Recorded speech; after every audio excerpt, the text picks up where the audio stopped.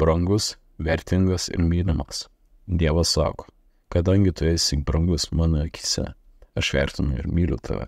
Aš atiduosiu žmonės už tave ir tavo tautas už tavo gyvybę. Izaijo knyga 43 skyrius 4 eilutė. Kai pono Čin Čeng Čongas iš Kinijos man sako, kad mane myli, man tai mažai ką reiškia, nes aš jo nepažįstu.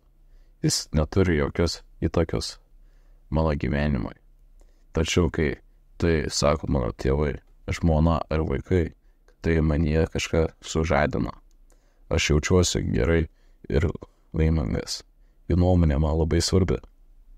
Kai Dievas apskritai sako, kad myli visus žmonės, man asmeniškai tai nedaug ką reiškia. Bet kai jis žvelgia į mane ir sako, Frankai, aš tave myliu, tu man esi brangus ir brangi. Tada tai manyje sukelia 1000 teigiamų reakcijų. Jis mano kūrėjas, karalius ir viešpats mane myli. Taip, yra todėl, kad man labai rūpi jo nuomonė. Ji man labai svarbi, kadangi asmeniškai pažinau Dievą ir jis man svarbus. Tikriausiai nėra ne vieno žmogaus, kuris būtų gavęs per daug meilės. Štai kodėl šis meilės ir padrąsinimo šaltinis mums toks svarbus. Ir todėl, kad jis gali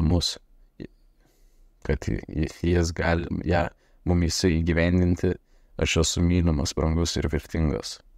Jei kas nors jaučiasi nevertingas ir nemylimas, vargu ar kas nors gali tai pakeisti. Tai yra jų viduje kaip nepagydomas virusas. Jis vėl ir vėl persiduoda. Aš esu nevertingas. Tik mūsų Dievas gali išgydyti šią širdį, tik jis gali padėti žmogui vėl pasijusti vertingam, brangiam ir mylimam. Ir tai tikrai žinoti. Ir tik jis gali pakeisti mūsų širdį ir jis keičia ją meilę. Niekada ne smūgiais ir bausmėmis, kadangi esame jam tokie brangus. Jis mūsų nekankina. Jis mūsų nebaudžia. Jis nesmerkia kiekvienos smulkmenos. Jis myli, atleidžia ir padrąsina.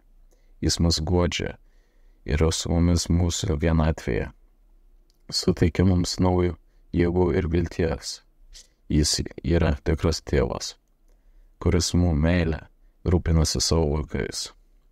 Jis yra nuostabus. Noriu ieškoti jo meilės ir ją priimti. Nenoriu žaisti su jo meilė, kantrybė ir gailestingumu, bet elgtis su ją pagarbiai kaip su subtilia gėle.